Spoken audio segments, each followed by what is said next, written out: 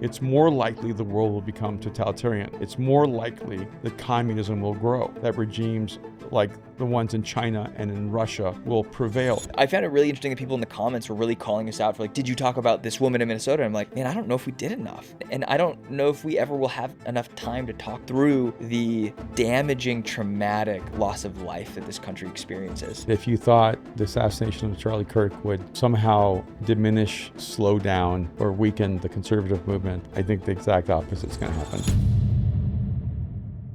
You're listening to the Mindshift Podcast. My name is Erwin McManus, and I'm here with my dad, Erwin Raphael McManus. How are you doing today? I'm doing as good as I can in the middle of one of the craziest weeks we've seen in a while. It's been so heavy. I thought you gave such a brilliant message this last week. I thought the first 15 minutes on your conversation around Charlie Kirk was really helpful and much needed.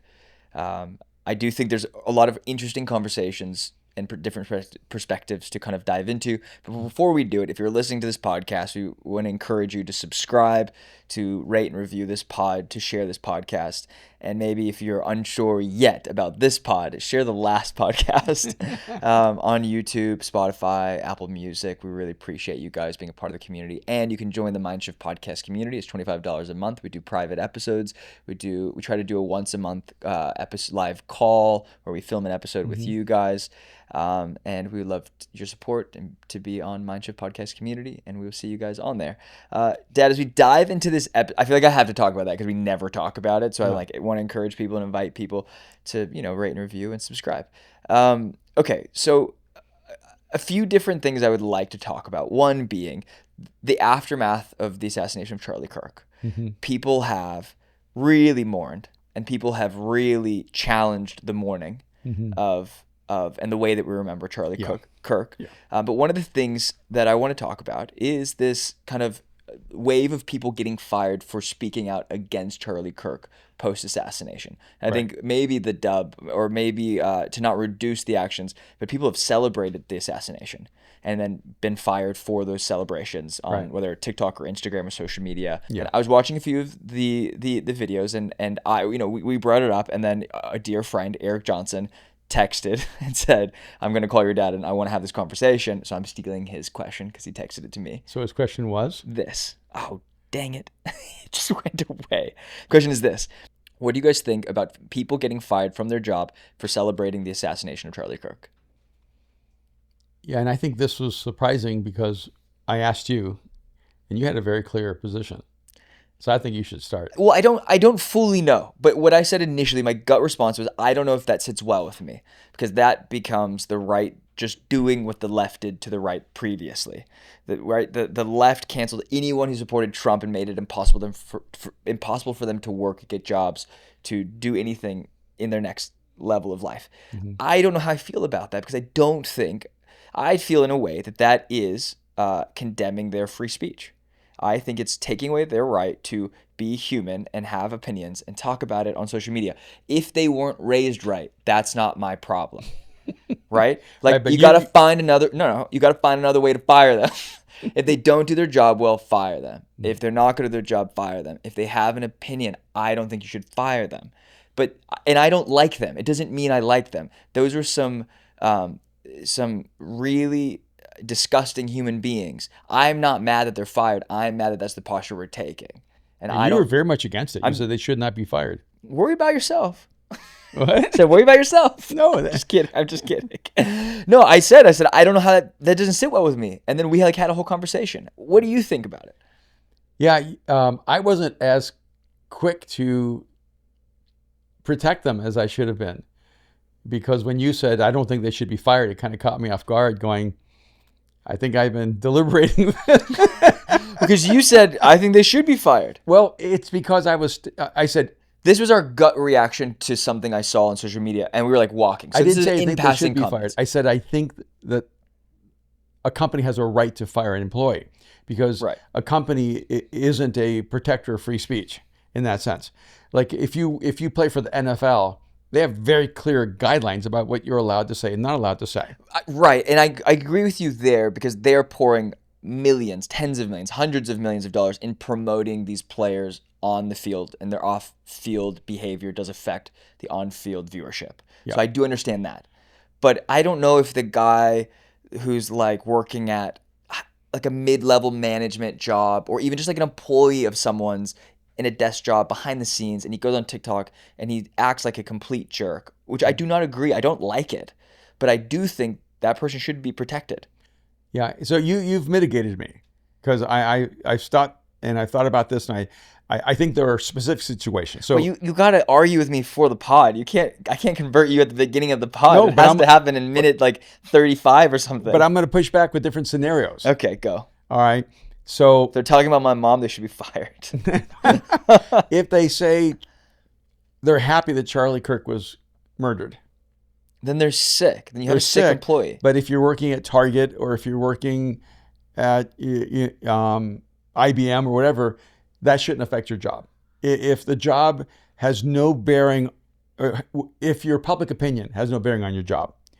But I would say the different scenario is, let's say you're a third grade teacher and people are trusting you with their children. And then you make a public statement that you're celebrating that Charlie Kirk was murdered. Or you walk into a classroom and you have a they, them t-shirt on. Which happened this past week in one of our scenarios, because someone was trying to make a point in the children's area. Yeah. If a person makes that kind of statement and they're a teacher, I think that's a different situation. If a person makes that kind of statement and they're a doctor, let's say, and you're trying to figure out whether the doctor is going to give you the best care, and suddenly you realize, oh, if you're a conservative, he may not care about you. So I have mixed feelings. So I agree with you that you should not be fired for your freedom of speech. You should not be, even if I hate what you said, even if I think it's disgusting and horrific, I don't think you should be fired in most cases. But I do think there are some cases where who you are and what you do outside of your job has a direct effect on how you do your job.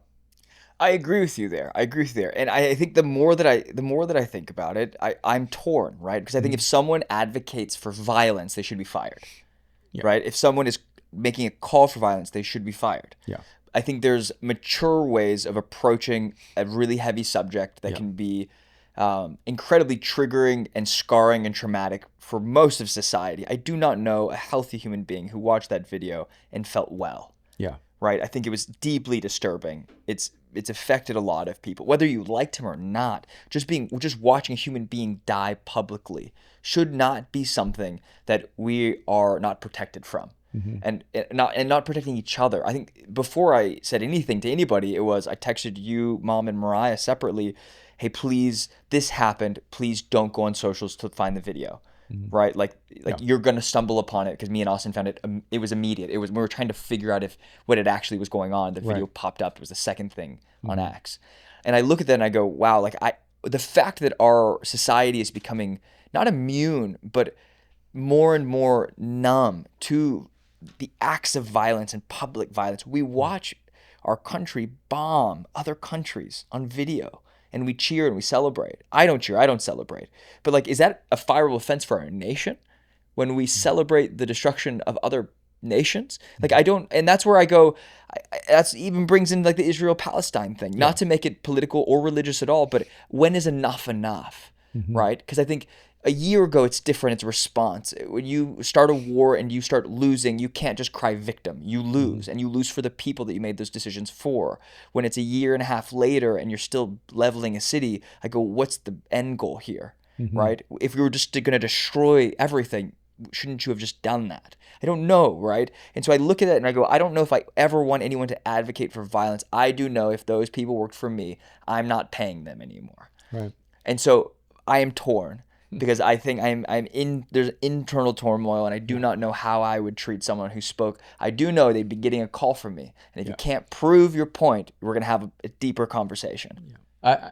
I do want to backdrop this and go, for the last almost 10 years, if you wore a MAGA hat, you'd be kicked out of stadiums. Yeah. If you wore a MAGA hat, you would not be allowed to go to work. Wait, wasn't there a guy kicked out of SoFi a month ago for wearing a MAGA hat? I don't know if it was SoFi. No, it wasn't SoFi. It was some stadium. And so it has been the other way around. People have been fired and have been removed because they were publicly supporting Trump. And people in many places were terrified to support him. But now it seems like people are being fired for being on the opposite side. Now, I do think a person can disagree with Charlie Kirk or even despise his positions, or they even have the right to hate him and not be fired. But I also think that you need to look at your role and go, is my public image, is my public space a critical part of my job? I mean, for instance, I don't know anyone who has that situation more than me. I mean, I'm a pastor. I'm the pastor of Mosaic, and I get all the time, a pastor shouldn't be talking about politics, or a pastor shouldn't be talking about these social issues, or a pastor shouldn't be talking about these cultural issues, or a pastor shouldn't be talking about business, whatever it may be. People always want to restrict me to a very small space. Yeah. And a huge part of that is how I live my life every day is a direct effect on what it means for me to be a pastor. And also the things I say affect who I pastor and who's willing to trust me or even be influenced by me. So my world is permeated completely. But if you're working at Apple, at the Apple store, your worlds are not merged that way. No, see, I actually think if you're forward facing on any level, yes, you have a responsibility to that company. Well, sorry, you go to the Apple store and you got to go buy an iPhone. Yes, if someone's selling me the iPhone starts projecting their propaganda or political viewpoint, I would stop going to that Apple store. Right, at work. Because you wouldn't even know they're doing that in the world because you don't know the guy working the desk. No. That's right? Yeah, I agree with you. Yeah. Yeah. So that's why I'm going, it feels irrelevant there. You should not be fired for that. But there's an irony in this too, because from the other flip side, Charlie Kirk would say things like, if you're not talking about this on Sunday, you should be fired as a pastor. Or if you're not talking about this issue, you should resign as a pastor. So he did also believe. And he was like 22 years old saying that stuff. Yeah. I'm like, you've done nothing. All you do is go to, at the time it was, hey, all you do is go and pick fights on college campuses. Because I do really think, and I'm not code switching and I'm not trying to like bait and switch this, but a lot of his early career was built on divisive conversations, right? And whether I don't think he was racist, I don't think he was a white supremacist, I don't think he was a fascist. I think that type of definition and labeling is actually what led to the assassination of him, because you start not brainwashing, but steering weak minds towards violence when you label people really evil things. Because now that kid goes, well, I'm going to go kill the neo-Nazi because everyone thinks he's a fascist, so I'm going to do something about it. Imagine that kid thought he was doing something brave, which is absolutely insane. Yeah. I take that from that mind shift of Quentin Tarantino. And Christoph Waltz plays this incredible bad guy in Inglourious Bastards, and the interviewer asks him about, how is it playing someone so evil? And he says, what do you mean? He wasn't evil. He wasn't the bad guy. He always thought he was doing good. And he wasn't defending Nazis. He was defending the character, his character always truly believed he was doing the right thing, that his true north was the compass of his life. And I think you look at these people and I go, this person was so sick and twisted and broken that he was led, and he was a weak-minded human, and he was led to believe that he was going to go be a hero one day. Right. And then people celebrated that, and that is sick. And that's a part of the danger of celebration. You have let's just work from the framework of, you have a mentally ill person who then is shaped by the larger cultural narratives. So you hear Charlie Kirk is a fascist, a racist, a white supremacist, and I'm convinced none of those things are true. But it doesn't matter if things are true, it matters if things are said. Because when you're in a particular position and you're not healthy, you now think you're becoming a hero. And then all these people celebrating, they shouldn't be fired, but they're celebrating, they're actually impacting the next mentally ill person who wants to be seen as a hero. And they see, wow, people loved him. Wow, they love what he did. Wow, I can have that same level of adoration. If I do something like that, you're actually propagating a culture of violence. Is it basketball or football where when there's a fight now, they move the cameras away and they don't actually show it anymore? And I'm so glad to is do it that. the NBA? NBA, I think. Where they like, essentially, if there's like something happening on the court, they just move the cameras away and they don't show it because they don't want to glorify the violence. They don't want to glorify fights on the court being acceptable in the league. And to some degree, I go, okay, well, they're there to entertain and have competitive, entertaining rhetoric, which is playing basketball to try to beat the other person. And I also get like trying to set an example for the next generation, going, hey, some things don't need to be focused on and don't need to be glorified. Oh no, you know what it is? It's soccer games and football games, and when people run on the court, they stop showing it because they stopped wanting to glorify the act. And I do think that our culture leans towards the violence, leans into what happened, the scandal, right? We love when TMZ slips up and they celebrate. And now it's like, what's going to happen to TMZ? Are they all going to get fired? Because we like watching bullies fall, and we also like to we've become a tall poppy system. We like people on the way up, and then once they become too successful, we like to watch them be chopped down. Because it keeps the American dream alive. There's only so many people that can be influential, so I want to be one of them. So one of them has to go for me to be up there. Yeah, and I do think it is a culture of jealousy, and a culture of I want to do it, so I'm going to go celebrate it, so that my weird blue-haired, nose-ringed people will find me and celebrate with me. And I do think that is wrong. The celebration of an assassination or a death is wrong. I do think, if to be more nuanced, maybe more dynamic, is that freedom of speech? Where is the freedom of speech in that? And is that the employer's right to decide what you're allowed to say? That feels like a muzzling of sorts. Well, I mean, it is. Or it's the price of free speech. In this country, you have the right to say what you want. You don't have the right to mitigate the consequences of it. You have the right to say what you want, but not to get everything you want. Yeah. So you can say what you want, but you can't be fired. Yeah. You can say what you want, but you can lose the contract. You can say what you want, but you don't get to choose the outcome of what you said. But in our country, the outcome should never be violence. And that's a part of the challenge. And you mentioned TMZ with Harvey Levin, and they're not the tall poppy. They're like the bottom dwellers, right? They are like the bottom dwellers. Yeah. They're like the little rats that run around Hollywood and pay people to get, footage of this stuff. Yeah, so you can't expect nobility from them, all right? Yeah. So we shouldn't be shocked, right? But even for them, it was shocking that they celebrated when they heard the announcement of Charlie Kirk's Do you think it was shocking for them? It was shocking for people. Oh, for the audience, yes. For us to see that.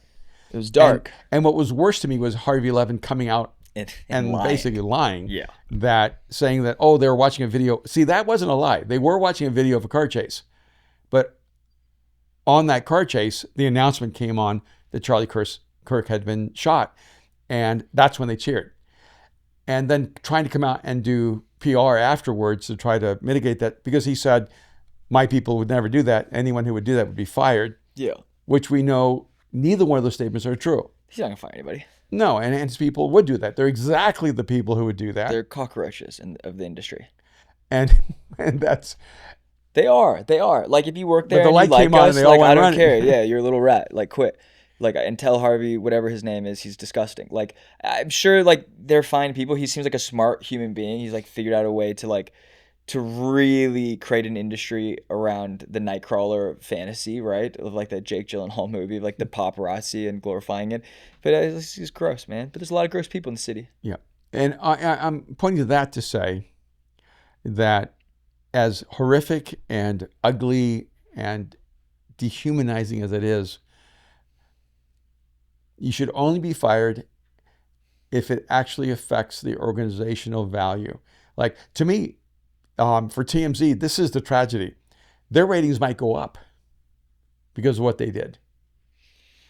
And so if their ratings go up, do you fire them? Now you find some way to lie through it and you keep them, because really economics become the morality. I wonder if there's a legal ramification for them. I don't know if there is or not. There probably isn't, right? Yeah, I don't think anyone expects anything noble from them. Like, I don't think anyone can say, you misrepresented yourself. Yeah. They represented themselves exactly right. But it would have been better if he had just said, that this was a bad moment for us. We shouldn't have done that. Yeah. But I'm disappointed in my team for celebrating the loss of life of anyone. Yeah. Yeah. But So on a broader level, I go, instantaneous reaction lets you know who you are. If you immediately celebrate, you're a really sick, dark person.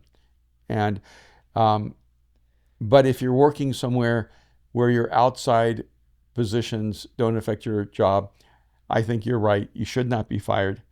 But at the same time, I don't think your job is protected by free speech. I agree with you. I'm not holding too strong to my opinion. I really do. I reserve the right to change my mind. And I so badly wanted to send our last podcast to a couple racists I know in LA, because I think, I think there are people that we know that celebrated. They didn't celebrate publicly, but they didn't say anything publicly. And they were racist? I did say they're racists. And they celebrated No, they didn't celebrate anything, but I wanted to send the podcast to them so badly to like just go, hey, I want to send this podcast to my racist friends because I know that you're probably celebrating inside. But why would racists be celebrating? Racists? No, I'm saying I think they're racist because they don't like white people. Oh, you're saying like... Oh, no, racism is an all race thing. Sorry, it's not just white to black. Okay, you see, my brain just went to where most people go. Oh, that it can only be racism if it's a white person against a black person or a white person against a Latino person. It is an interesting moment where you do I wasn't clear this enough. Kind of like reverse racism. It's not reverse, it's just racism. Black people are racist too. Latins are racist too. Asians are racist too. Everybody got racist. Yeah, that's so true. I want to push back, but I can't because you can't. Because you've seen it all. And I think, no, I know I've seen it all and I've experienced it all. But like you've also like been in when we go to Asia, it's like our Asian friends are like, no, Asia has the biggest racists in the world, and they'll like break down each cultural like stigma, and then you go to like Latin America, and like, no, Mexicans are the most racist people in the world. You break down the Mexican stigmas. Yeah. It's like we've gone to India, maybe the most racist continent in the world of all time, yeah. And so I think, but I so badly want to perpetuate the arguing sometimes. Mm-hmm. Yeah, and I know that I do on the comments, and I know that sometimes it gets away from me, and I'm sorry. But I also do think that it's sad when you watch people stay silent. But I don't want to be someone who goes, you have to speak up about this, because there's lots of things I don't speak up about. Mm-hmm. There's lots of things I don't feel adequate or I don't feel like I understand. I don't feel like I have a great grasp on the nuance, mm-hmm. right? Like and even with like the Trayvon Martin, the kid who was gunned down in Florida, and 7-8 years ago, like that broke my heart. Mm-hmm. George Floyd stuff breaks my heart. The House of Representatives family that was gunned down in their door in Minnesota. Like I know we talked about it at some point in one of the episodes, but did we talk about it enough? I don't know. I found it really interesting that people in the comments were really calling us out for like, did you talk about this woman in Minnesota? And I'm like, man, I don't know if we did enough. And I don't know if we ever will have enough time to talk through the damaging, traumatic loss of life that this country experiences. But I do know that we try to do our best and we try to be as fair as we can. And so I didn't send the video link to my racist friends because that is unhelpful. No. and I do think that the moral of this, or the takeaway, is that we do want to have thoughtful conversations and be as helpful as we can, even while we struggle through the understanding or the ramifications of each decision or conversation. I think that's where this pod is special. We try to be raw. We try to be authentic. We try to give you a real perspective. I was watching the YouTube back of the last episode, and I'm like gripping my chest the whole time because I felt anxious the entire time we talked about it. It made me sick. I was sick after I barely could get anything done last week. I was just kind of in this numb state of like, what am I contributing, right? Like we're prepping this Ghost Artifacts release. It's supposed to come out on Monday or Tuesday of this last week. So hopefully it's Friday when you're hearing this, and hopefully it's out.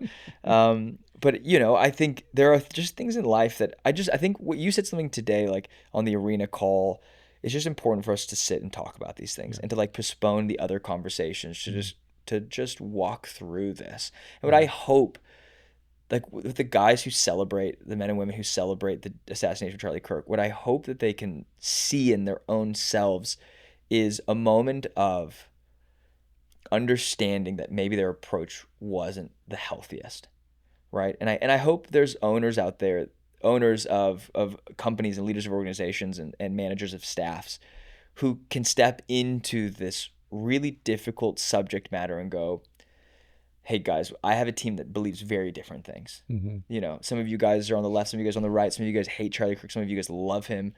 But how do we have that conversation that brings us closer and establishes the truth between us? Because I do think the greatest part about this, if there's any positive takeaway, there's lots of healthy conversations being had between people who would never speak up and go, can I talk to you about the things that I believe? You know, and can I understand the things that you believe from your perspective?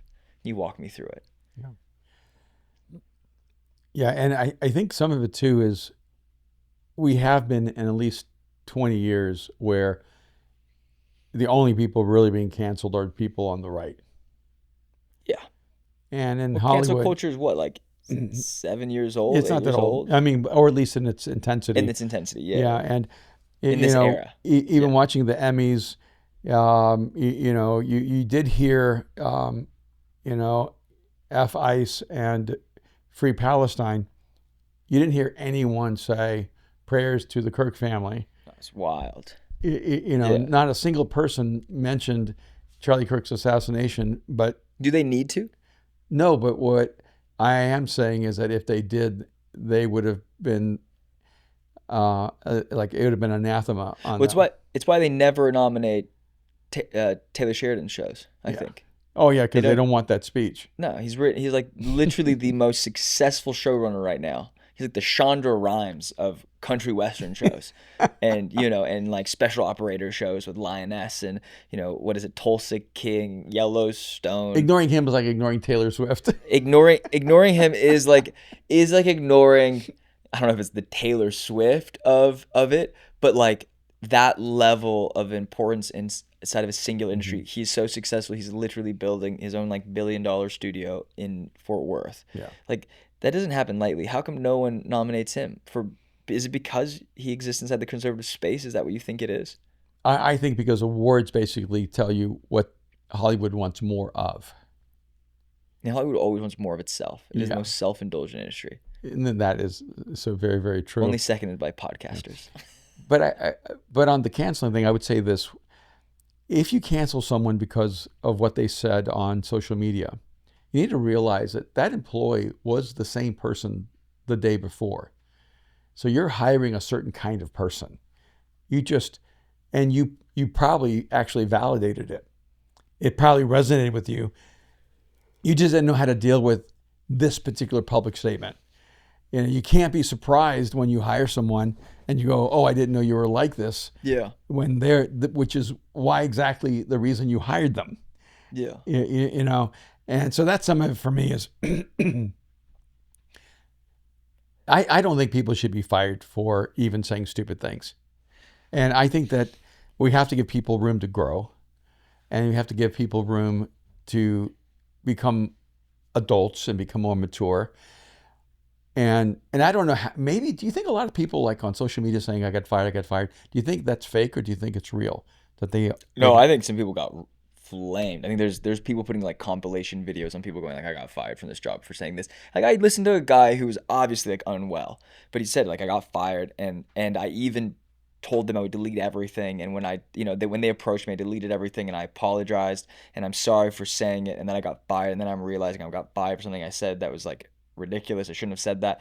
And they weren't apologetic. He literally says, I'm kind of sorry, not sorry, but like maybe I should have been smarter about the way I said things. And I'm like, maybe those people needed to learn something. But then I look at the moments where like I've been humbled in my stupidity or my mistakes, and I am really grateful for the people who didn't need to humiliate me to do it. And there's difference. Like I draw a line at people who protects your reputation and goes, hey man, like I always love it when people, I've heard so many things about you. Like, you've never heard anything from me. I've never even talked to you. So how could you possibly know anything about me from other people? I think it goes deeper, right? It's like it's that core value of like, how do we speak about others? Yeah. Right. And how do we speak of ourselves? How do we speak to each other? Yeah. But on the flip side, I've seen, and tell me if these are real, I've seen all these posts of people saying, I went to my church and my pastor didn't say anything about Charlie Kirk, so I'm never going back to my church. The things that I've seen about that make me feel very sad. Because some of them feel real, and then sometimes it just feels like the copy and paste that all these people are saying the same thing. Yeah, I said, I went to my church for 20 years, but he didn't say anything about Charlie Kirk, so I'm never going back. And I'm going, really? That's how little value you have for the community that is invested in you for all these years. because like I happened to mention it, but I almost didn't because I felt like our podcast was enough of a public statement. Which part? The early part when I talked about the cultural issues with Charlie Kirk's assassination. Yes. Yeah. I almost didn't do that. From your Sunday message. Yeah, Sunday. Yeah, we'll link that in the bio of this episode. So I did about a 15-minute before I actually got into my message. Yeah. I didn't make it my message, but it was the preamble. It was my pre-message in that moment. But I wouldn't judge a pastor if he didn't speak about it. And I wouldn't judge. And what then do you think about? Sorry. Go ahead. No, go. And then you sent me some reels. I couldn't find who that pastor was, but Don Lemon. Posted it. The dummy Don Lemon. Yeah, anything Don Lemon posts is kind of he's tainted for me. But it's crazy. And this pastor, and the context matters. You know, he's a black man. Where did I send in it? a black congregation, and he's basically, advocating for the position that Charlie Kirk was evil, and that he could celebrate the end of evil, if not, if he would not necessarily celebrate his assassination, but definitely celebrating in his mind the end of evil, and by his assassination. And I'm going, wow, he had no problem using Sunday morning to be that political and that sinister, because those people are going to believe him. They're going to trust him. They're going to leave with that position. Yeah. And they're going to leave with more hatred toward people who hold different positions than them. His name was Pastor Howard John Wesley. And he talked about, you do not become a hero in your death when you are a weapon of the enemy in your life. And his other quote was, how you die does not redeem how you've lived. Yeah. And then it just cuts to an entire room of people just like praising. Are they praising the Lord? Are they praising him? I can't figure it out. I mean, I'd say one of two things. Like, I never want to say this with any hopes that something bad happens, but I always look at guys like this and go, the guys who talk like this tend to really need people to help their society and their culture when they feel like they've been victimized and wronged. But when it comes to doing the same thing that they require of other people, they don't usually show up. And I think the black church is in a really interesting place. I'm obviously not a part of that community. I can't really speak on it. I can only speak on the experience I've had from people who are part of that community. It hasn't been lovely. It hasn't been great.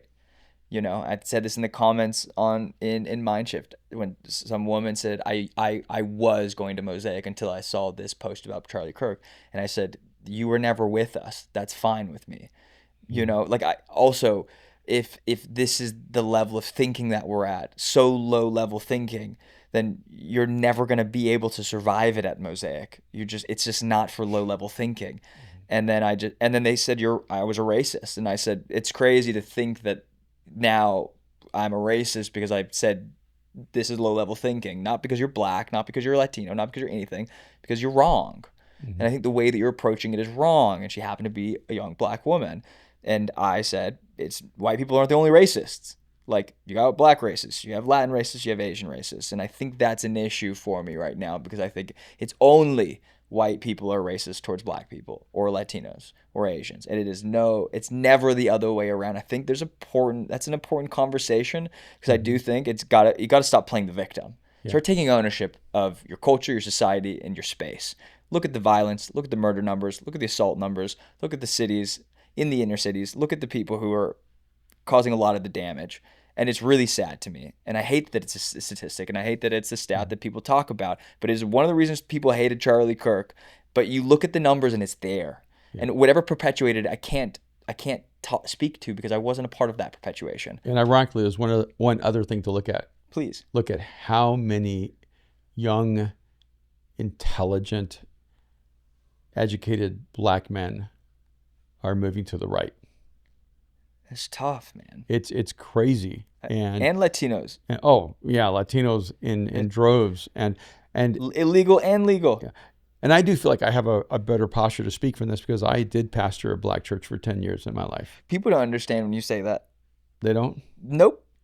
No, people genuinely, I think because they see you with like the way you dress and how modern you are and how, with it you are, especially, I hate aging you, but for being 67, you are very cool. You're cooler than most 40-year-olds. Yeah, but I think it is because I You're pastored cooler a than black most church 30 for people. 10 years. But no, but I think, no, I don't think it had anything to do with the black church. I think it had everything to do with the fact that you could step into any environment and care about the culture so much that it was less about you helping the culture and you being a part of the culture and the team and the society. Yeah. And lifting it up in its entirety. And you actually left it with a black pastor and a black team who I took raised more up a ground. team that I felt was more culturally effective than me. Yeah. And I'm grateful for those 10 years of my life. And really I think a lot of the leadership is still there. They're all still there. That's crazy. And they've 40 years later, the people I put in place everywhere, the people that I led to Christ out of drug cartels and out of gangs are the leaders in all the different ministries. So interesting. And all these decades later. Yeah. And so I actually do have the right and the experience to speak into that culture as well. But I don't think the black culture sees you as someone who they would say, oh, he can speak into it because he's cared about the black culture at any given point. I don't think anyone looks at it and goes, you platformed black pastors in a multinational church, diverse church 25 years ago, 30 years ago, in an all Mexican and Asian community where like the black people would have been the minority of the minority of the minority, right? And white people. Like there was no white people, there was no black people. It was all Mexican, it was all Asian. You really made sure that everyone was seen in those spaces. But I don't think anyone would give you your flowers or your credit or even an acknowledgement because you're not that now. Do you know what I mean? Yeah. And fortunately for me, I don't need my flowers. Yeah. But what I do want to have is intelligent conversations about what's happening in the world. I really appreciated when I brought up people being fired from their jobs that you pushed back and said, I think this is wrong, and that I don't want to see the right doing what the left was doing. I thought that was a very, very thoughtful position. Yeah, why am I going to fire you? I'm going to make your life miserable at work. You're mine now. I hired you, idiot. You're my idiot now. That's not what you you're like saying. talking on social media. I'm gonna make you talk about whatever the heck I want you to talk about on social media. Now your job is social media. You want to talk? Go talk. Now I pay you to do it. I would keep them close I would keep whoever close just to ruin their day-to-day life. Just an aside, I think a part of what's happening is I'm joking, by the way. No, I know. You have 25-year-olds who think they're 15. What do you mean? What does that mean? You have to become an adult where you realize that what you say has an effect on the world and has benefits and consequences to your life. Okay. And I actually think what's happening is you got a lot of 20-year-olds who are on social media like they're still a 12-year-old, Twitter finger, girl or boy. That's crazy. You got like 40-year-olds doing this. It's no, I know. Worse, man. and so that's our dilemma is you have to grow up, you have to become mature, you have to realize that what you do in every environment has an effect on the overarching landscape of your life. Mm. And I hope, I don't know, this is too idealistic, but I hope we can get to a place where a person can wear a MAGA hat and not be attacked. Yeah. And I hope we could, in a place where people can be a socialist and be safe in their environment. If you're a socialist, go to Russia. Well, yeah. If you're a socialist, go to Venezuela, which is about to be the 52nd state of the United States of America, right after Canada. And I actually if you're a socialist, no place for you here. I don't care. You have if you want to have socialist ideals, ideally go somewhere socialist. Don't stay here, please. Well, I think that having socialist ideas is different than wanting a socialist nation. I do think when a person's agenda is to turn our nation into a socialist country, that's actually very subversive and very dangerous. Just like, without jumping into a deep pit. Let's jump into it. I love this pit. And let's go.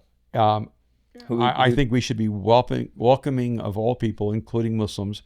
But the moment a person is a Muslim and wants to bring Sharia law with them, they should not be allowed in this country. Oh, we're going to bring that up now at the end. Our last conversation we argued about. I think that the idea that the United States or Great Britain or any Western country should not vehemently fight for Western ideals and for Western civilization. Oh man, is absurd. It's self-loathing. Stop acting like every other culture is good and your culture just needs to be destroyed. If you do not love the freedom... What do you mean by that? Go into that. What does that mean? I'll look at Great Britain. Like, Brits have been taught to hate themselves. It's the most insane thing. And you should actually be proud that you're a Brit. Of course you have a tainted history. Every nation in the world does. But you conquered the whole world at one point. Yeah. The closest thing to conquering the whole world. It was as close as it could be. It was a big effort. Big effort. Maybe you missed like a little bit of Africa, some Russia in there, China. For the most part, you got all the good parts. And there's a few things that don't belong to you that are in your museums. That you should maybe give back. Yeah, beautifully hidden in your museums. But you should be proud of British culture. And the fact that you have allowed outside cultures that are actually less beneficial to the human future to begin to reshape your society is a travesty. A world with Sharia law is not better than a world with British policies, ideologies, and culture. I don't agree with your viewpoints on Islamic immigration to the United States or Great Britain or any of the Commonwealth. I do agree with what you're saying about people need to be proud of where they're from. I do agree with that fully. I literally got stuck mentally on the part where you said I do think it's okay to bring Muslims into the country. I think freedom of religion comes at a cost to our nation. And you're seeing it in Sweden, you're seeing it in the UK, you're seeing it in Ireland, you're seeing it in Minneapolis. They got bigger issues, and his name's Tim Walz, and the cowards that run that state. And you're seeing it in Mexico. You're seeing it in much greater areas than we are in LA, because you don't really see a heavy Islamic presence, Muslim presence in Los Angeles. But I'm not done. I do not think that the Muslim religion, the Islam, is evil. It is dark. It is oppressive. It oppresses its women. It does not mean everyone who is Muslim is evil, but it does mean that people who hold Sharia law, people that hold Islamic values and culture above the values that they move into, the Western culture, there is something different from integration than, I don't even know the right word, of being a virus to our culture, our nation, its ideals. If you come into our country, and I mean this is ours, it means all of the Italians, the Chinese, the black, the white, the Mexican, everyone who has come to this country and brought the best parts of their culture and went, this becomes a part of America, right?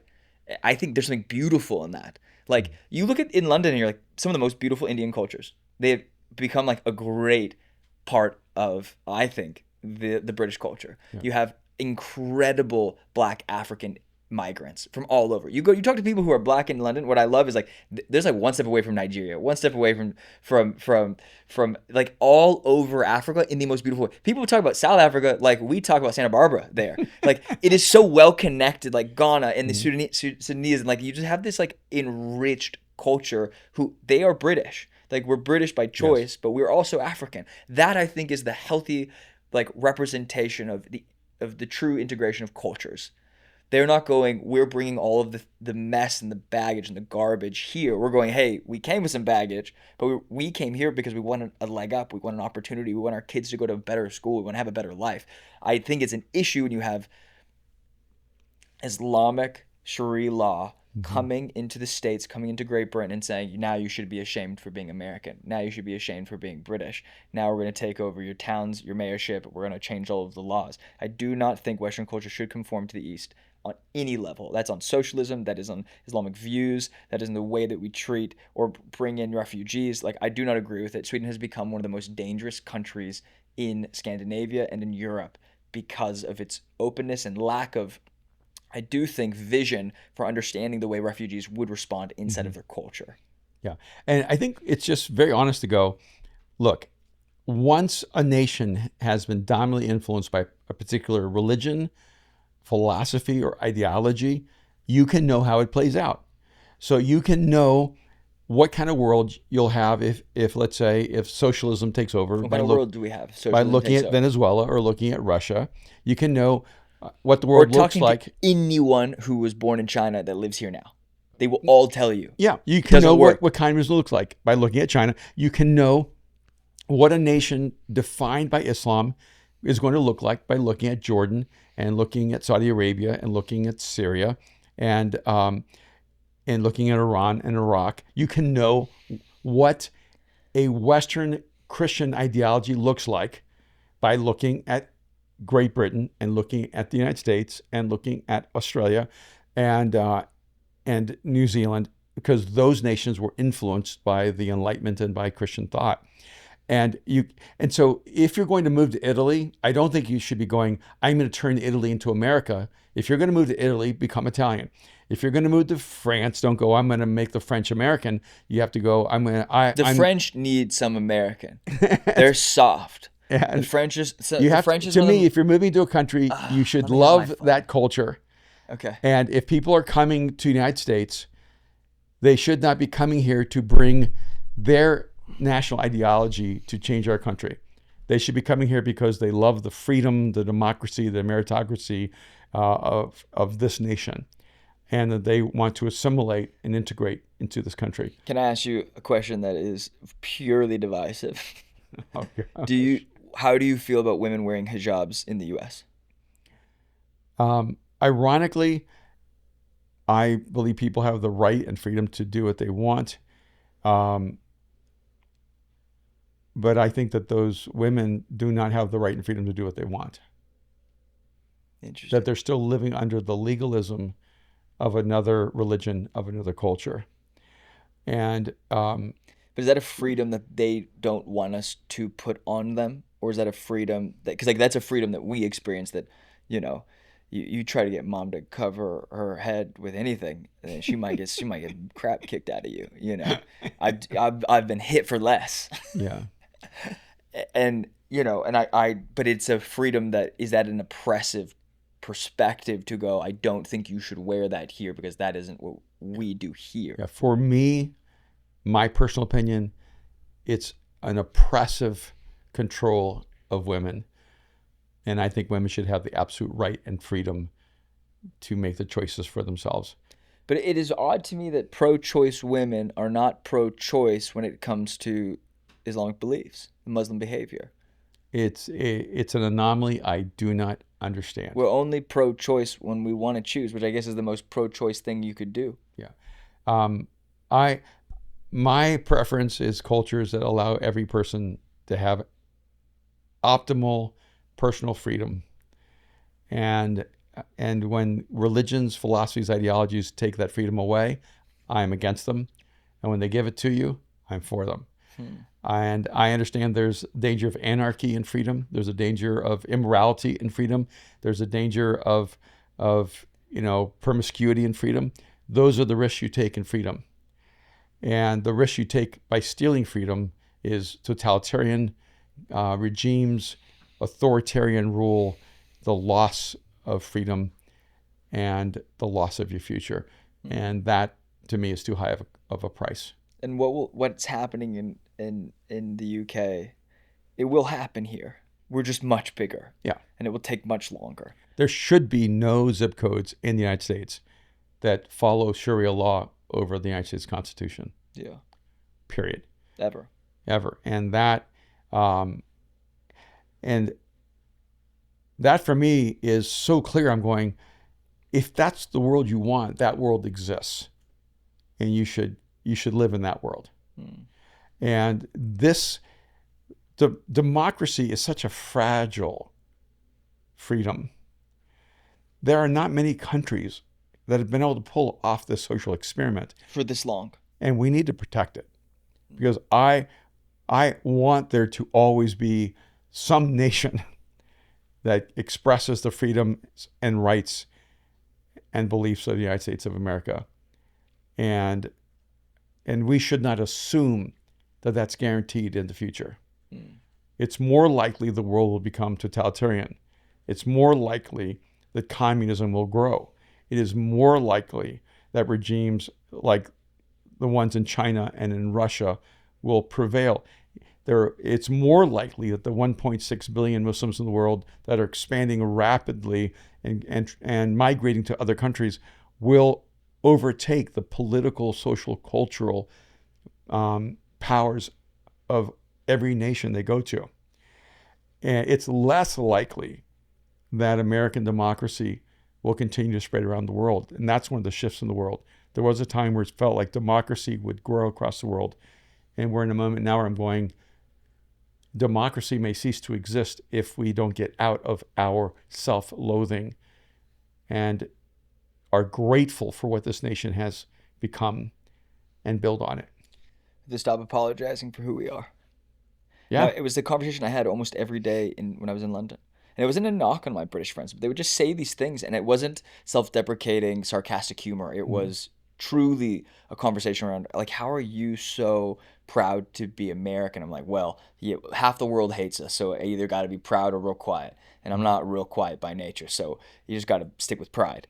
And also I go, like, I'm in England being like, this culture is incredible. How are we letting this happen?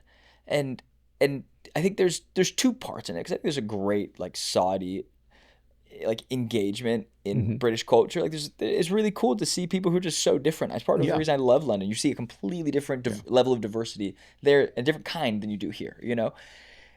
But then it made me nervous because it doesn't feel British either.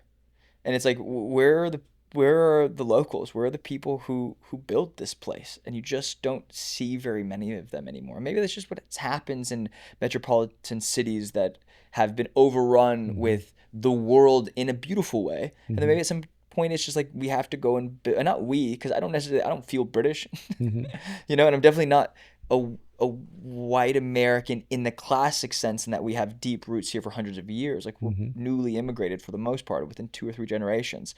One generation your end, but, you know, 2 or 3 moms. And I look at it and I go, what does it mean to be American here? It means, one, to protect other cultures that integrate into the United States, but it's also to bring a healthy mix of those cultures to the center of what we do and highlight the beauty of our differences, but also understand that our differences are what make us healthier than the rest of the world. I don't think we're always healthier. I think sometimes we are, and I think we have some healthier ideals. But with that said, we've been going on for a very long time. Okay. I hope this was an okay conversation. Do you have any final thoughts? Yeah, as an immigrant, I just want to say I love this country, and I want to protect the rights of people on both sides to speak their minds. Yeah. And we can't always avoid the consequences of our opinions or our positions, but we should feel safe and free to speak our minds in this country, because that's a part of what makes us special. Did you ever feel scared yesterday preaching on stage? Nah. I've known for years that there's always a possibility. Yeah. You know, but when I'm speaking, I don't even think about that. So fortunately, my mind just blanks those things out, and then you become aware of it later. Yeah, it was almost like insufferable, the amount of anxiety I had yesterday. You know, like, one of my earliest memories of people not liking you was like this countdown clock of, you know, it was a photo of you covered in blood with like this stupid MySpace countdown that was like a public page that was anti-Mosaic, anti-you, and it was like a countdown to when they were going to kill you on stage.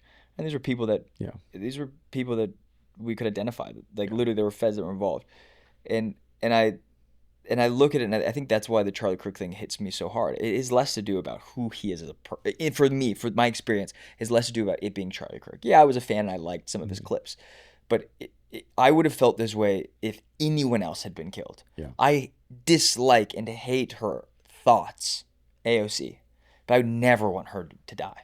I think her existence is really important in our culture, because it can show you, if she were to go away, then her ideals are martyred. Yeah. She needs to stay alive so that people are reminded of how stupid the things she says out loud are. But more than that, because she's human, and she's like still a human and a person, and like she should be allowed to walk down the street and jump on the subway and drive in car and have a career, because she's a part of this thing called society. And that her existence doesn't bother me in that way. Yeah.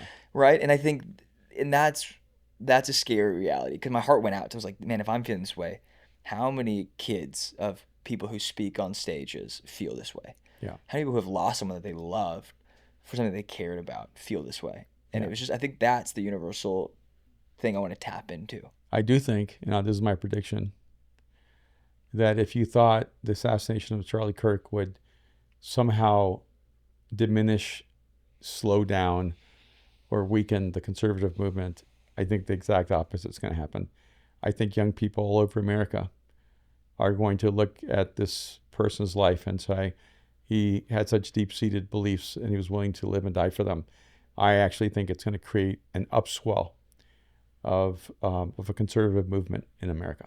So we'll see. Okay. Thank you for listening to this episode. Rate, review, subscribe, share this with your friends, follow us on Instagram, TikTok.